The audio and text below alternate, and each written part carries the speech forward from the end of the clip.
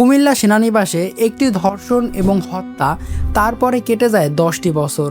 বিভিন্ন আলাদা আলাদা 6টি গোয়েন্দা সংস্থার রিপোর্ট এবং সেই সাথে 3 জন ব্যক্তির ডিএনএ শনাক্ত। এ সব কিছু মিলেও তারপরও হয় না কোনো সুরাশা। একটা রিপোর্ট বদলায়, একটা মানুষের কাছে যায় এবং সেখান থেকে তৈরি হয় নতুন একটি আশা। কিন্তু এত কিছুর পরেও আজ 10টা বছর কেটে গেলেও এখন পর্যন্ত সেই কেসের কোনো সুরাহা নেই। হ্যাঁ, আমরা বলছি কুমিল্লা ক্যান্টনমেন্টে হওয়া সেই তনু হত্যাকাণ্ডের কথা, যে তনুকে প্রথমে ধর্ষণ এবং পরবর্তীতে হত্যা করা হয় সেনাবাহিনীর কর্মকর্তা দ্বারা।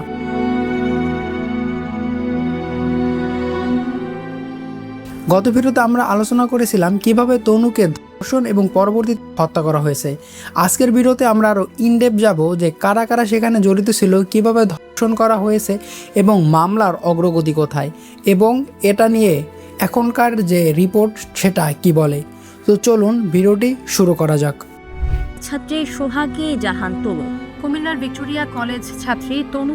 ভিক্টোরিয়া কলেজের ছাত্রী সোহাগী জাহান তনু। প্রধানমন্ত্রীর কাছে সন্তান হতে বিচার চেয়েছেন সোহাগী জাহান তনুর মা বাবা। অনেক বেশি, আমাদের কষ্ট অনেক বেশি। এমনিতে তো বললো যে এটা এখানকার লোক, যে রেডিও কেসটা হারায় রাখছে, ওই পিপিআইও কেসটা হারায়। আপনি লোকে মারতে আপনিও জানেন, এরা সেনাবাহিনীর লোকে মারছে।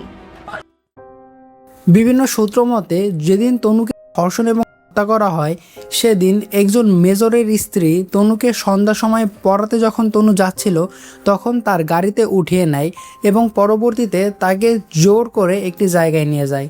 তনু প্রথমে গাড়িতে উঠতে না চাইলেও পরবর্তীতে তনুকে এমনভাবে কনভিন্স করা হয় যে তনু সেখানে উঠে যায় এবং এরপরে তনুকে নিয়ে যাওয়া হয় সার্জেন্ট জাহিদের বাসায়। এখানে বলে রাখা ভালো, এটাই সার্জেন্ট জাহিদ যার বাসায় তনু 3 মাস আগে টিউশনে নিয়েছিল এবং এরপরে তনু নিয়মিত এই বাসায় যাতায়াত করত। তো সেই মেজরের স্ত্রী তনুকে নিয়ে যায় সেই বাসায়, যেখানে সেই সময় উপস্থিত ছিলেন সৈনিক জাহিদ, সার্জেন্ট জাহিদের স্ত্রী এবং সার্জেন্ট তাজুল। এছাড়া সেখানে উপস্থিত ছিল হাবিজুর রহমান।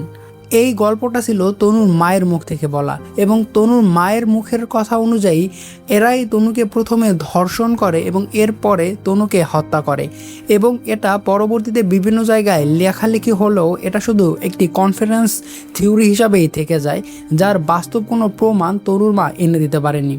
যখন তনুর মা এই থিওরিটি বিভিন্ন জায়গায় বলা শুরু করে এবং বিভিন্ন মিডিয়া এবং বিভিন্ন সূত্র এরা প্রকাশ করা শুরু করে, ঠিক সেই সময় মিডিয়ার উপর তোড়পাড় শুরু হয়, মিডিয়া এগুলো আর প্রকাশ করতে পারে না এবং এর পরক্ষণেই এই সার্জেন্ট জাহিদ সহ যারা এখানে জড়িত ছিল, যাদের নাম উঠে আসছিল, তাদেরকে কুমিল্লা ক্যান্টনমেন্ট থেকে ট্রান্সফার করে অন্য একটি ক্যান্টনমেন্টে পাঠিয়ে দেওয়া হয় এবং এটা ধামাচাপা দেওয়ার চেষ্টা করে সেখানকার লোকজন।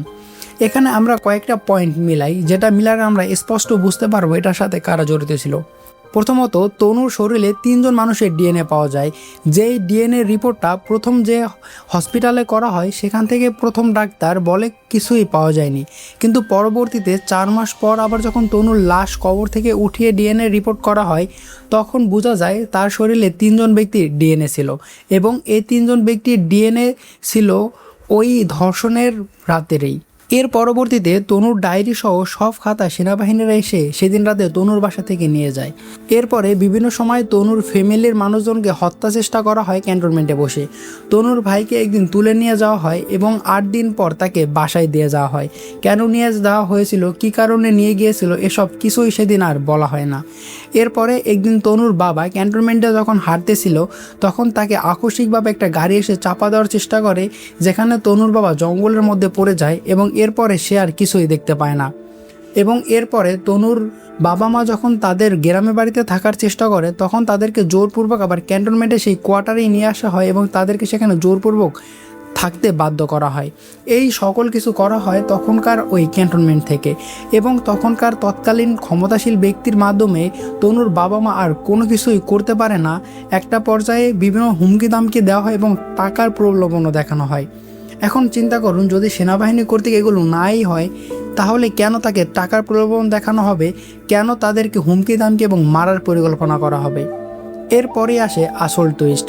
যখন 2024 সালে শেখ হাসিনা তার দলবল সহ পালিয়ে যায় জুলাই গণ অভ্যুত্থানের পরে, এরপরেই শুরু হয় আসল টুইস্ট। এরপরে যখন ইউনূস সরকার ক্ষমতায় আসে তখন এই মামলা আস্তে আস্তে ঘুরতে শুরু করে এবং এরপরে এখন এটি একেবারে পাকাপোক্ত জায়গায় চলে গেছে। মামলার এই পর্যায়ে এসে কিছুদিন আগে আমরা হাফিজুর রহমানের কথা বলেছিলাম, সাবেক সেনা কর্মকর্তা, যাকে কেরানীগঞ্জ থেকে গ্রেপ্তার করা হয়। যেমনি হত্যা করছে আমিও চাই মেয়ের যে আমার মেয়ের এমনি করছে তারাও তো ফাঁসিছে। কুমিল্লা ভিক্টোরিয়া সরকারি কলেজের ইতিহাস বিভাগের শিক্ষার্থী সোহাগী জাহান তনু হত্যা মামলায় প্রথমবারের মতো একজন আসামিকে গ্রেপ্তার করা হয়েছে। আদালত ওই আসামির 3 দিনের রিমান্ড মঞ্জুর করেছে। এই হাফিজুর রহমানই সেদিন সার্জেন্ট জাহিদের বাসায় ছিল এবং তার ডিএনএ সেই 3 জন ব্যক্তি ডিএনএর সাথে ম্যাচ করে।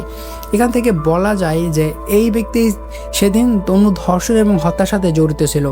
যদিও এখন গ্রেপ্তার করার পরে তাকে 3 দিনের রিমান্ড আদালতের কাছে চাওয়া হলে সেটা মঞ্জুর করে এবং আদালত এরপরে এই ধারা অব্যাহত রাখার প্রচেষ্টাও চালায় এবং এখন শক্ত উকিল পক্ষ দাঁড়িয়ে যায়। যেহেতু এরা সবাই আগে সেনা অফিসার কিংবা মেজর ছিলেন, যারা সবাই এখন অবসরে ছিল, বাকি 2 জনের যাদের ডিএনএ পাওয়া গিয়েছিল তাদেরকে এখন খুঁজে পাওয়া দুষ্কর হয়ে গেছে। যদিও বড় মিডিয়া এবং সবাই জানে যে তারা কোথায় আছে এবং কে কে এগুলো করছে, এরপরও খুব সূক্ষ্মভাবে এগুলোকে এড়িয়ে যাওয়া হচ্ছে আদালত এবং বিভিন্ন মিডিয়ার মাধ্যমে।